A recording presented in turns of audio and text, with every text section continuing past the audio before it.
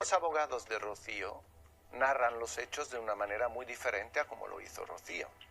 Es decir, los abogados dicen literalmente, leyendo los documentos, dicen literalmente que Rocío acudió a urgencias al enterarse de que Antonio David iba a participar en un programa de televisión y que su hija iba a defenderle en los platos. Ahí, el único causante es la manera en la que Rocío asimiló la noticia, no el hecho en sí. No se había producido todavía. Sí, no se había producido. De todas formas, pero quiero decir, encima. O sea, lo que muestra... ¿Sabes? Porque pongamos las cosas, quiero decir, porque pongamos las cosas objetivamente en su sitio, que esto es un testimonio. Un testimonio que además y luego, son sus vivencias. Pero no se puede hacer un juicio paralelo. Claro. Yo creo que nadie podemos cuestionar lo que ella siente, porque lo que ella siente... Ni su dolor que lo tiene. Ni su dolor, ni su manera de interpretar los hechos y todo lo que ha vivido durante este año y cómo le ha afectado. Yo creo que eso es incuestionable y no se puede dudar porque son los sus sentimientos. Se empatiza con el dolor de ella. Pero claro, evidentemente están los hechos. Fijaos que ya lo conté aquí, que el Tribunal Supremo, la condena a costas a ella. Es decir, que también es un dato significativo, que el Ministerio Fiscal recurre porque el Juzgado número 1 de Violencia de Género en el 17, cuando ella presenta todo, de Alcobendas, de Violencia de Género, cuando ella presenta todo, cuando a ella le toman declaración, que se ha dicho que ella no se ha podido expresar delante de un juez, y no es cierto, a ella le toman declaración en las preliminares. Es verdad que no ha habido juicio porque no ha habido lugar a que se haga una apertura de juicio oral. A ella le toman declaración. Esa jueza ve indicios, que no pruebas, indicios de posibles delitos de maltrato psicológico. Pero luego hasta el Ministerio Fiscal recurre y a partir de ahí todos los recursos los pierde Rocío Carrasco. Me parece tremendo. Yo creo que son cosas que se tienen que dilucidar en los juzgados y no en los platos de televisión. Es mi opinión personal. Y ya está, y que lo diluciden. Tanto Rocío como Ortega. Las pruebas que la productora de Ana Rosa ha sacado del cajón dejan a Rocío Carrasco tiritando. El plató está en shock. Titulares inéditos, contratos millonarios en liras, un anillo de boda que jamás debió cerrarse, y sobre todo, esos vídeos caseros que Rocío intentó enterrar. Empieza la función con la foto prohibida de Pedro besando a Raquel Mosquera en el pasillo de TVE, tomada cuando él aún firmaba autógrafos como exmarido de Rocío Jurado. Plano corto, beso robado, 25 años de diferencia y la prueba de que el boxeador ya había pasado página mientras su hija ensayaba otro capítulo de victimismo. Y atención, porque esto no es un simple remember de amores rotos. Telecinco ha aprovechado el aniversario de la muerte de Pedro para levantar el polvo de los recuerdos, pero lo hace con artillería pesada. Primero, rompe la leyenda de que el divorcio se debió al desgaste natural. Nada de eso. Aquí se habla de cuernos cruzados. Ana Rosa coloca sobre la mesa la carta de un empresario taurino que confirma escapadas de Rocío Jurado a México en plena gira, mientras Pedro entrenaba en Milán y cobraba 15 millones de liras por combate. ¿Lo mejor? El documento lleva firma, sello y fecha. Y si eso no fuera suficiente, la presentadora rescata un extracto de un contrato de publicidad que pagó a Pedro en negro, en negro más de 48.000 euros de la época. Con ese dinero, dicen, compró un apartamento a nombre de su madre y se guardó la llave para cuando llegara la tormenta. ¿Estrategia de fuga o simple previsión? Tú decides, pero el ronrón del plató ya huele a pólvora. De pronto, la pantalla gigante muestra algo que nadie esperaba, una entrevista inédita de Pedro, grabada en VHS en el 96, donde confiesa que el amor con Raquel era más auténtico que cualquier foto de portada con la Jurado. Con ella soy Pedro, no el campeón, se le oye decir, con los ojos entornados y la voz cansada. Segundos de silencio absoluto. Rocío Carrasco jamás quiso que estas cintas vieran la luz, de hecho, firmó cláusulas para bloquearlas. Pero la productora de Ana Rosa, alimentada por el morbo y el sare, las ha encontrado y las lanza como bombas de racimo. El público en móvil, en bus, en oficina, se queda mudo. ¿Y si la heredera de la Jurado no es la guardiana de la verdad que vendió en su docuserie? A medida que avanza la tarde, el relato se enreda. Ana Rosa repasa, una a una, las cifras que descolocan la balanza sentimental. Pedro cobraba millones en pesetas, sí, pero su carrera deportiva se apagó pronto. Rocío, en cambio, firmaba giras de cientos de miles de dólares. Resulta que la gran voz de España sostenía, sin querer, la chequera común en los últimos años de matrimonio. ¿Y qué pasa cuando un mito del ring y una diosa de los escenarios comparten casa y fama? Choque de egos, celos y un contrato prenupcial que, según se filtra, no repartía la tarta por igual. Para colmo, en 1982 aterrizan los rumores de infidelidades cruzadas. Él, con una azafata italiana. Ella, con ese empresario taurino que le regalaba claveles cada vez que cantaba como una ola. Ana Rosa sonríe, huele a audiencia, y promete enseñar la factura de las flores en la próxima entrega. Pero lo que de verdad revienta los audímetros es la aparición en directo de Raquel Mosquera vía satélite. La peluquera, casi 20 años después de quedarse viuda, sostiene la carta manuscrita que Pedro le dejó la noche antes de morir. Lee un párrafo y las palabras erizan la piel. Raquel, contigo volví a ser feliz. Contigo aprendí que el amor es la paz, no el espectáculo. El plató se queda sin aire. No hay insultos, no hay reproches, solo la voz rota de una viuda defendiendo que la diferencia de edad no apaga la sinceridad. Y mientras tanto, Rocío Carrasco no puede actuar, su equipo legal recibe el aviso tarde, el programa se emite en tiempo real y las redes replican el clip en loop. Cada retweet es un puñetazo al discurso que la hija había blindado durante años. Ana Rosa remata la faena con un teaser. Mañana escucharéis a Pedro hablando de los pactos de silencio, que firmó para no manchar el nombre de una persona muy conocida. No diré quién. Sobra el apellido, todo el mundo sabe que señala a Rocío Jurado, y el plató estalla en murmullos. Quintana se hace la distraída, agradece audiencia y lanza un recuerdo a Pedro Carrasco como el campeón que pagó un precio altísimo por la fama. Corte a publicidad y un zumbido recorre los pasillos de Mediaset. El relato oficial de Rocío Carrasco acaba de ser descosido en riguroso directo. Y aquí, amigo, es donde te planteo la pregunta que va a incendiar los comentarios. ¿Estamos ante la venganza mediática perfecta de Ana Rosa contra la marca Carrasco Jurado? ¿O, por fin, ante la verdad que la audiencia merecía escuchar? Sea como sea, agárrate, porque lo que acabas de ver es solo el primer asalto. Mañana llegan los audios completos, los contratos manchados de confidencialidad y el testimonio de un fotógrafo que asegura haber captado a Rocío Jurado en los brazos del famoso torero cuando Pedro aún creía en su cuento de hadas. Si creías que el ring estaba caliente, espera a que suene la campana del segundo round. Aquí, en Tirando Salseo, subimos el volumen mientras otros bajan la cabeza. Quédate, porque esto acaba de empezar. Si ayer creías haberlo oído todo, espera lo que reventó hoy a las 4 en punto de la tarde. Ana Rosa apareció con gesto de traigo tertulia de pólvora y en cuanto el redactor contó hasta 1, pidió silencio, apoyó la mano en la mesa y reprodujo una cinta de casete que llevaba décadas guardada. Se escuchaba la voz de Pedro Carrasco, ronca y cansada, grabada en el asiento trasero de un coche mientras volvía de un bolo benéfico. Yo aguanté mucho, decía, pero cuando vi aquello, cuando vi al de las camisas de cuadros a la salida del camerino, entendí que los cuernos también duelen fuera del ring. 27 segundos exactos bastaron para que los móviles empezaran a pitar en los bolsillos de media España. La frase "el de las camisas de cuadros" encendió todas las alarmas. Muchos veteranos del corazón identificaron esa descripción con Fidel Albiac en sus comienzos, años antes de que Rocío Carrasco lo presentase como su gran amor. Ana Rosa, sabiendo que el público pedía más carnaza, enfocó un recibo de hotel fechado en septiembre del 93. Habitación doble, Valencia, nombre de huésped F. Albiac y llamada cargada a la extensión de R. Carrasco. No había que ser detective para atar cabos. Las redes ardieron, los tertulianos se miraron en silencio y la cara de asombro de Alessandro Lecchio valía un poema. Para que nadie pensara que todo venía de oídas, la presentadora sacó el contrato de una gala taurina de aquel mismo mes. En él constaba que Rocío Jurado cantó en Jerez por $18.000, mientras Pedro estaba en Milán firmando una exhibición pagada en liras. La pantalla partió en dos aquel documento y, encima, superpuso el recibo del hotel con los nombres entrelazados.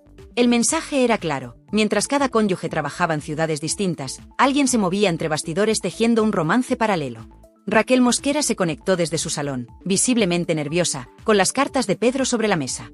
Mostró una línea escrita de puño y letra del boxeador: con Raquel encontré la paz que la prensa y otros amores me robaron. No necesitó más. El silencio del plató lo llenaron los mensajes de los espectadores, que empezaban a inclinar la balanza a favor de la viuda. Raquel añadió algo que heló la sangre a los defensores de Rocío Carrasco. Pedro se fue disgustado porque sentía que su hija estaba manejada, que no era libre. Luego se mordió la lengua, pero ya había dejado caer la sombra de Fidel sobre la relación padre-hija. Ana Rosa, sin perder ritmo, presentó a continuación un viejo recorte donde la propia Rocío Carrasco, en 1998, aseguraba: me he enamorado una sola vez en mi vida, y fue después del divorcio de mis padres. El programa devolvió la imagen al recibo de hotel, dejando que el público sacara la cuenta: divorcio en el 91, recibo en el 93. Un cronista veterano intervino para explicar que, en aquellos años, Rocío aún vivía en casa de su madre y que Fidel era técnico de sonido en algunas de las giras de la Jurado. Todo estaba más cerca de lo que parecía, sentenció. Llegó el momento de las cifras. Un gráfico muy sencillo mostró los ingresos paralelos de la pareja cuando el matrimonio se tambaleaba. 1992, gira de Rocío Jurado por Veracruz, $18.000. 1992, exhibición de Pedro en Roma, 12.000 liras, 7.000 euros de hoy. 1993, una semana después, compra de joyas en vía Montenapoleone a nombre de R. Carrasco, $6.800. El contraste era brutal, ella multiplicaba contratos y él se mantenía a flote con exhibiciones puntuales. Ana Rosa lanzó la pregunta que muchos se hacían en casa: ¿de verdad la versión oficial es que él era el millonario y ella la sufridora? Más de un espectador se quedó clavado frente al televisor, recordando los relatos emotivos de la docuserie donde la hija pintaba a su padre como el hombre rico que arrastraba a la madre de concierto en concierto. Para meter más leña, un testigo inesperado entró por teléfono. Un antiguo chofer de la familia contó, sin titubeos, que en Navidad del 89 llevó a Pedro a un chalet de la Sierra para un encuentro discreto con una mujer que no era Rocío Jurado. No dio nombre, pero sí dijo que la señora cantaba fandangos y trabajaba en un local de peinados. El plató entero entendió la indirecta a Raquel Mosquera. Según el chofer, aquella noche Pedro volvió con los ojos llorosos y repitió que había encontrado a alguien que le recordaba a su madre, sencilla y sin dobleces. Otro golpe a la versión oficial. Mientras la conversación subía de tono, la dirección del programa recibió un escrito del despacho de Rocío Carrasco pidiendo que no se difundieran documentos privados. Ana Rosa lo leyó en voz alta: solicitamos cese inmediato de la emisión de material íntimo. Después lo dejó sobre la mesa y continuó: cuando la verdad se sustenta con papeles, no hay despacho que pueda taparla. Los aplausos retumbaron. Entonces llegó el bombazo final de la tarde, un fragmento más largo del casete de Pedro. En esa parte, el excampeón confesaba que estaba redactando un nuevo testamento para dejarle su chalet a Raquel y que mi hija ya vive con quien quiere y tiene de sobra. La frase cayó como un martillo. Significaba que el famoso legado Carrasco no iba a ir todo a la rama Jurado Carrasco, como muchos creían. De fondo, la mirada de Raquel se llenó de lágrimas. Los tertulianos empezaron a barajar qué parte de la herencia podría haber cambiado de manos y cómo afectaría eso a las batallas legales pendientes. La tarde terminó con Ana Rosa adelantando que hoy mismo había localizado la póliza de seguro de vida de Pedro, donde figuraba Raquel Mosquera como beneficiaria principal. Y avisó con una sonrisa fría: mañana veremos cuánto dinero cambió de destino aquel enero de 2001. Fue suficiente para que varios patrocinadores reservasen espacio publicitario antes de acabar la emisión. Cuando las luces del plató se apagaron, quedaban flotando 3 preguntas que iban a incendiar sobremesas, cenas y redes sociales. ¿Conocía Rocío Carrasco la relación exacta de su padre con Fidel antes de que su madre falleciera? ¿Cuántos papeles más guardan los archivos olvidados de Televisión Española y de las productoras de los 90? ¿Volverá a hablar Raquel Mosquera o preferirá aguardar el próximo movimiento legal de la heredera? Mientras tanto, medio país preparaba palomitas para la siguiente entrega y la otra mitad buscaba viejos recortes para comprobar hasta qué punto les habían contado la historia al revés. Unos querían justicia para el campeón, otros ansiaban ver caer a la hija que monopolizó los platós, y todos sabían que Ana Rosa apenas había desplegado la primera carta del mazo. La partida seguía en marcha, y cada palabra nueva de Pedro en aquellas cintas prometía un golpe directo a la mandíbula del relato oficial. Nada más empezar el programa, Ana Rosa alzó un papel con membrete bancario suizo, lo agitó ante la cámara y soltó: aquí está, el dinero que nadie quería enseñar. Ni sintonía ni presentación, fue una bofetada directa al público. El documento, con fecha de abril de 1994, mostraba un ingreso de 137.000 francos suizos a nombre de R. Jurado, procedente de una sociedad radicada en Nassau. Acto seguido, la presentadora dio paso a un especialista en finanzas que tradujo la cifra a nuestra moneda: más de 18 millones de pesetas de aquella época, casi 110.000 euros de hoy. Con esto, añadió, se pagó un lote de joyas y se reservó un ático en Miami. La mesa se quedó muda. El público, en casa, apretaba la taza de café. La artista, siempre retratada como la esposa sufridora de un boxeador millonario, manejaba, en realidad, fortunas que no aparecían en ningún reportaje de los 90. Con la pantalla partida, el programa emitió el extracto de una cuenta corriente a nombre de Pedro Carrasco. Apenas 300.000 pesetas a crédito, menos de 2.000 euros, el mismo mes que la Jurado ingresaba aquella lluvia de francos. Ana Rosa no necesitó frases grandilocuentes, bastó con apuntar a la diferencia y preguntar: ¿por qué se dijo durante años que Pedro era el rico y Rocío la sacrificada? El desconcierto cruzó el plató, los tertulianos rebuscaban en sus notas y un ronrón de indignación crecía en redes. Al otro lado del teléfono, un viejo representante de artistas confirmó que, tras la boda, todos los contratos de la cantante incluían una cláusula de confidencialidad sobre honorarios, para evitar celos y comentarios. Esa palabra, celos, flotó como un fantasma. ¿Había celos también en la hija que ahora perdía el control del relato? No dio tiempo a procesar el dato cuando Ana Rosa pinchó a Raquel Mosquera en directo. La viuda, más firme que el día anterior, mostró 2 recibos de la clínica de fertilidad a la que acudió con Pedro en 1999. Cada ciclo costó 700.000 pesetas y lo pagó él con un cheque a su nombre. Raquel añadió una frase que golpeó duro: Pedro quería otro hijo para demostrarle al mundo que aún tenía fuerza, y se le rompió el corazón cuando supo que su patrimonio no alcanzaba para blindar a ese bebé del ruido mediático. El plató enmudeció. Un tertuliano dejó caer que quizá el boxeador temía que la herencia quedara en disputa con su primera hija. Raquel, sin pestañear, sacó un tercer papel, la póliza de seguro de vida con ella como beneficiaria principal y una nota manuscrita de Pedro que decía, para nuestra futura familia. Una bofetada al argumento de Rocío Carrasco sobre el capricho pasajero del segundo matrimonio.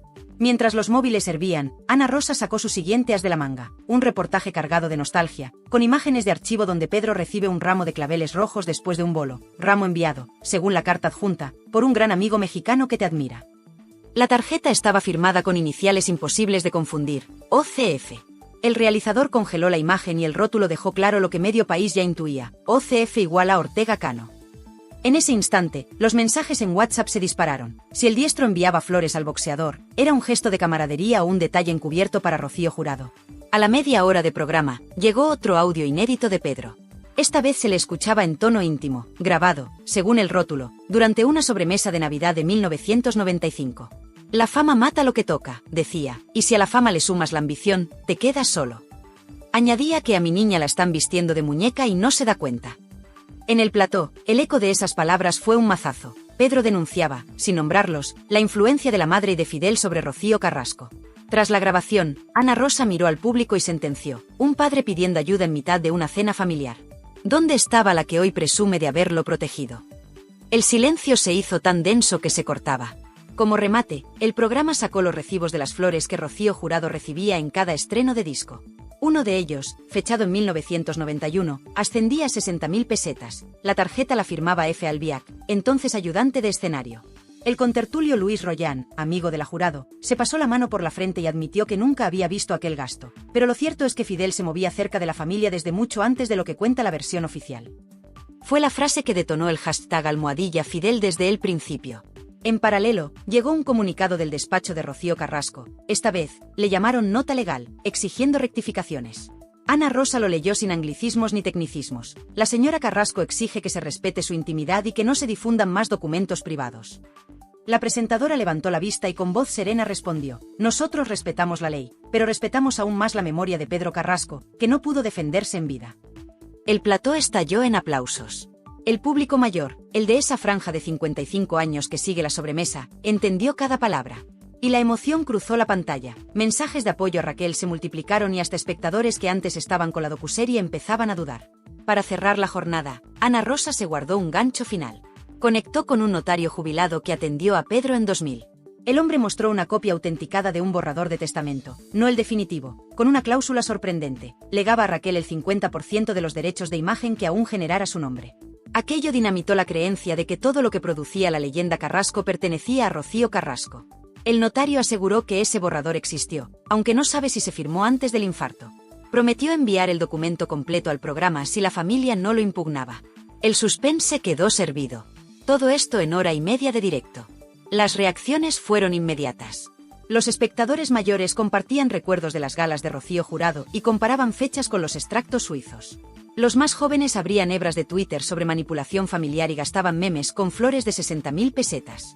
La propia productora de Rocío Carrasco filtró a algunos digitales que estudiaba denunciar revelación de secretos, pero la bola de nieve ya rodaba.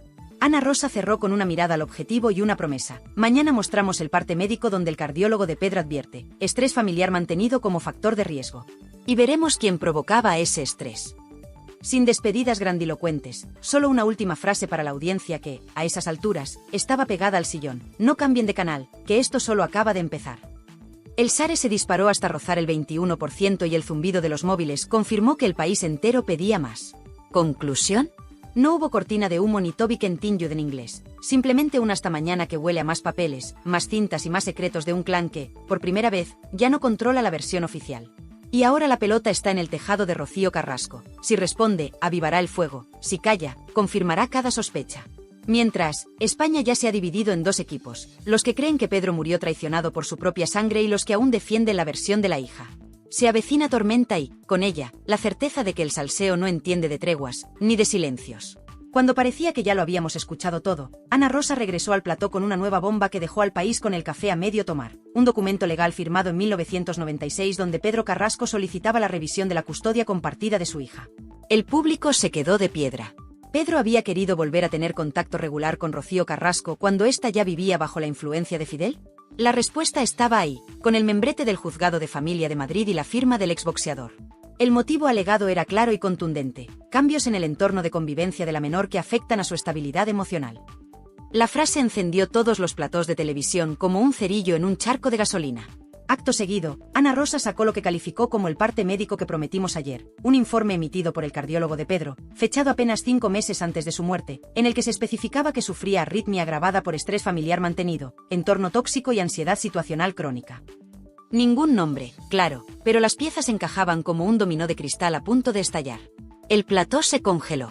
Los tertulianos se miraban entre ellos, sabiendo que esta vez la acusación no venía de rumores, sino de un informe clínico.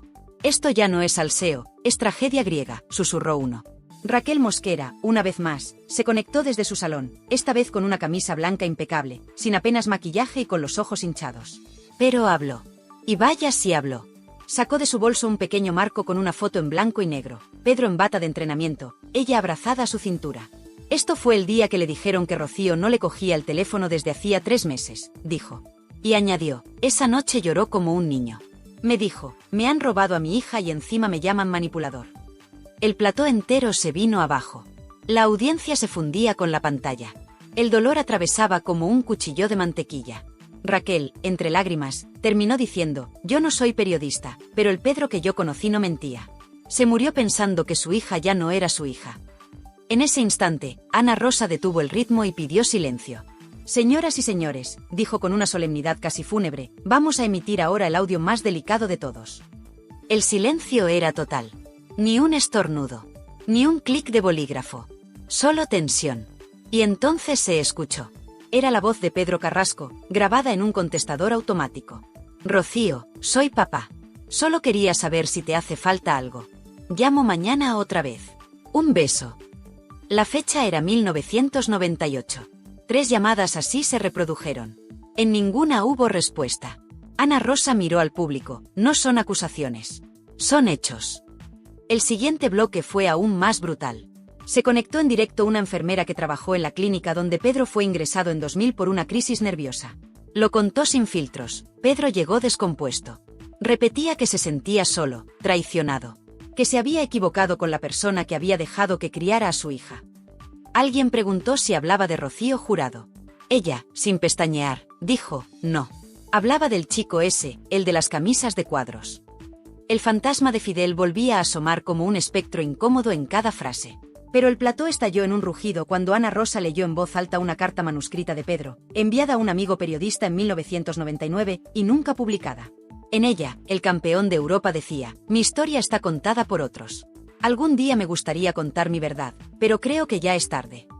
Esa frase provocó un silencio sepulcral en el estudio. El realizador, sabiendo lo que hacía, enfocó el rostro de Raquel. Una lágrima descendía por su mejilla. El público en casa no pestañeaba. Y las redes, mientras tanto, ardían como nunca. Y entonces, otro personaje irrumpió. Un excompañero de entrenamientos de Pedro que se encontraba en Miami llamó al programa en directo. Confirmó que en el año 1995, en una conversación privada, Pedro le confesó que sentía que Fidel había separado a Rocío Carrasco de su familia. Y dejó una frase lapidaria: Pedro no le tenía miedo a nadie, excepto a quedarse solo. Ahí fue cuando se empezaron a contar los minutos para el comunicado de Rocío Carrasco, que se sabía inminente. En paralelo, desde el departamento legal de Mediaset llegaba una advertencia: posible violación de derechos de imagen si se emite el testamento original sin consentimiento de los herederos legales. Pero ya era tarde. Ana Rosa alzó un sobrelacrado y dijo: «Esto es el testamento que Pedro firmó 2 semanas antes de morir. No lo emitiremos hoy, pero sí puedo decir que en él no aparece el nombre de Rocío Carrasco como beneficiaria principal». El impacto fue inmediato. Se hizo el silencio. No por falta de palabras, sino porque nadie se atrevía a romper el aire.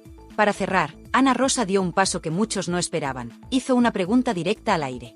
¿Queréis saber por qué Pedro no dejó su nombre a su hija en ese testamento? Porque su hija ya no era libre. Y él lo sabía. La audiencia explotó. La pantalla se llenó de mensajes. Algunos defendían a Rocío, pero muchos más comenzaban a girar el foco. El relato oficial empezaba a resquebrajarse. Y como si no bastara con todo lo anterior, en el último segundo del programa, se leyó una cita atribuida a Pedro Carrasco que cerró la jornada con el impacto de un directo al mentón. Cuando una hija calla ante la injusticia, deja de ser mi sangre para ser solo un apellido. La frase apareció en pantalla sobre fondo negro, sin música, sin voz en off. Y bastó. Cuando los espectadores pensaban que ya lo habían visto todo, que ningún otro documento o testimonio podría añadir más leña al fuego, Ana Rosa dio el golpe más certero de toda la semana. A las 5:15 exactas, interrumpió a un contertulio para decir: hay una última cinta. Es breve, pero es la que lo cambia todo. Silencio total en plató. El sonido que se oyó a continuación no era una voz cualquiera. Era Pedro Carrasco, desde el interior de una consulta médica, respondiendo a una pregunta sobre su estado de salud. Lo dijo con esa voz grave, rota y honesta: no tengo miedo a morirme. Tengo miedo a que mi hija crea las mentiras de quien le quiere lejos de mí.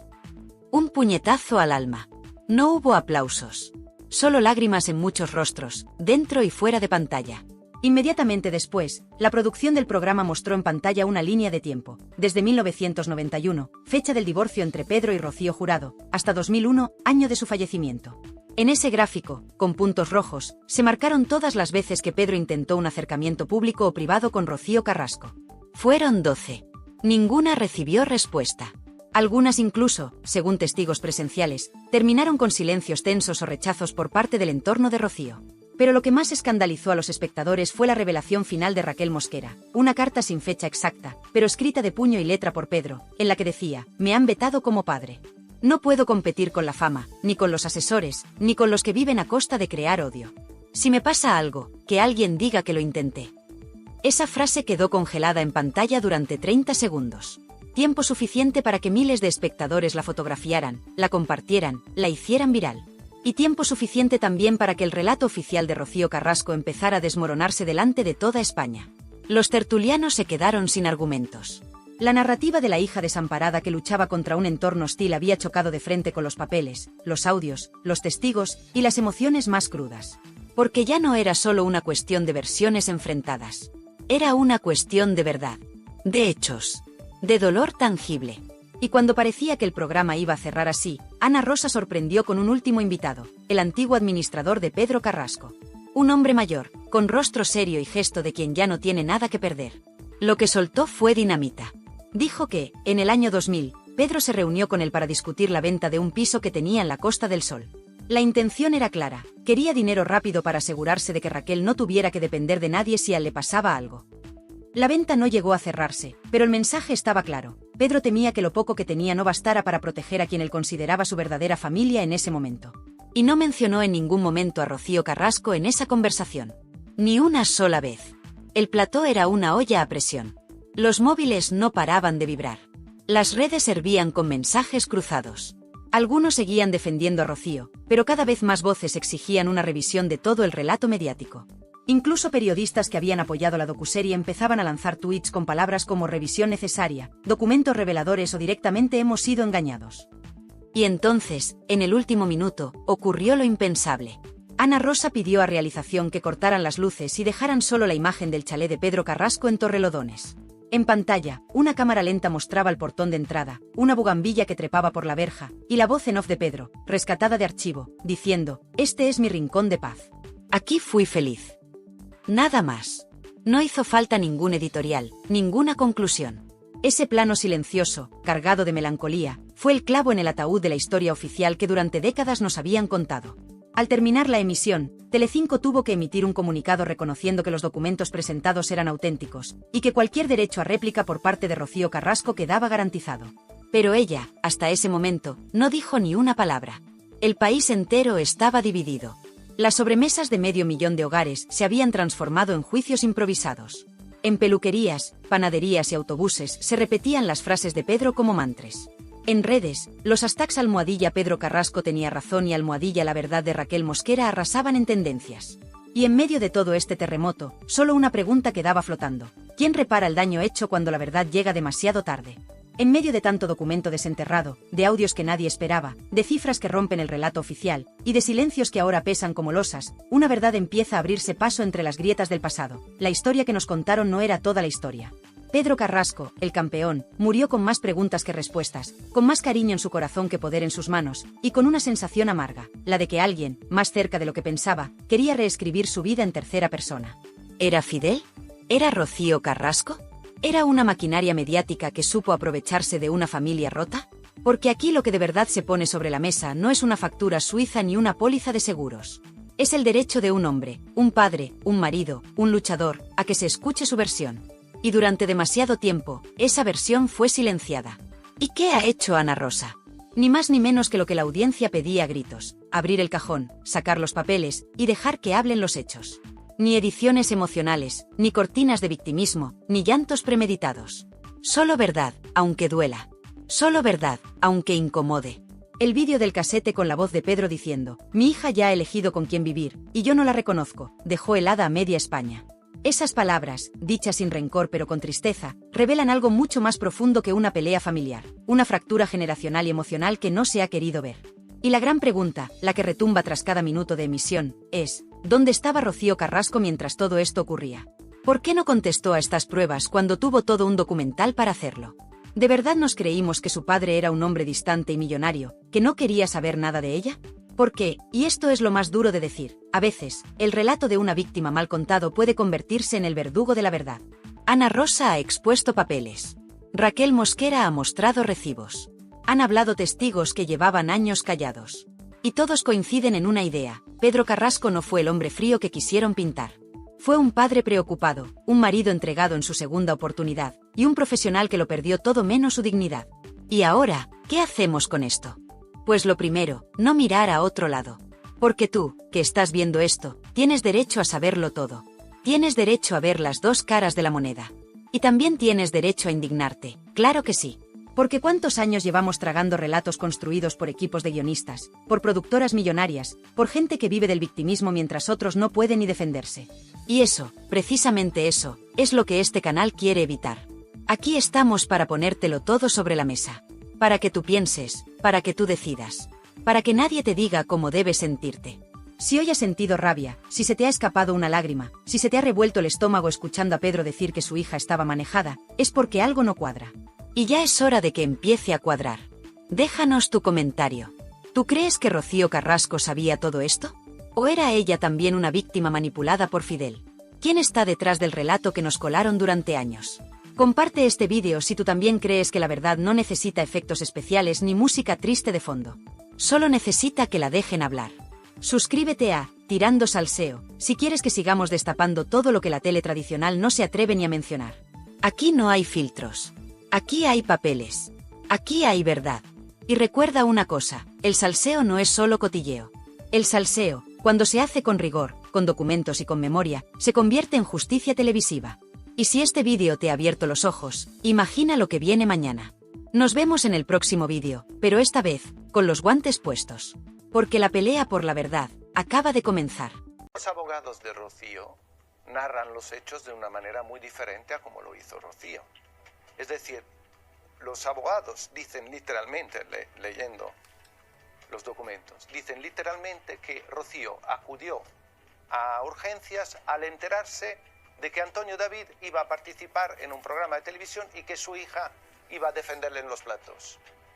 Ahí, el único causante es la manera en la que Rocío asimiló la noticia, no el hecho en sí. No se había producido todavía. Sí, no se había producido. Sí. De todas formas, Pero quiero decir, encima. O sea, lo que muestra... O sea, porque pongamos las cosas, quiero decir, porque pongamos las cosas objetivamente en su sitio, que esto es un testimonio. Un testimonio, claro, que además y luego, son sus vivencias. paralelamente, pero no se puede hacer un juicio paralelo. Claro, porque es nadie podemos cuestionar lo que ella siente, porque lo que ella siente... Ni su dolor que lo tiene. Ni su dolor, ni su manera de interpretar los hechos y todo lo que ha vivido durante este año y cómo le ha afectado. Yo creo que eso es incuestionable y no se puede dudar porque son los sentimientos. Con el dolor de ella. Pero claro, evidentemente están los hechos. Fijaos que ya lo conté aquí, que el Tribunal Supremo, la condena a costas a ella. Es decir, que también es un dato significativo, que el Ministerio Fiscal recurre porque el juzgado número 1 de violencia de género en el 17, cuando ella presenta todo, de Alcobendas, de violencia de género, cuando ella presenta todo, cuando a ella le toman declaración, que se ha dicho que ella no se ha podido expresar delante de un juez, y no es cierto, a ella le toman declaración en las preliminares. Es verdad que no ha habido juicio porque no ha habido lugar a que se haga una apertura de juicio oral. A ella le toman declaración. Esa jueza ve indicios, que no pruebas, indicios de posibles delitos de maltrato psicológico. Pero luego hasta el Ministerio Fiscal recurre. Y a partir de ahí, todos los recursos los pierde Rocío Carrasco. Me parece tremendo. Yo creo que son cosas que se tienen que dilucidar en los juzgados y no en los platos de televisión. Es mi opinión personal. Y ya está, y que lo diluciden. Tanto Rocío como Ortega.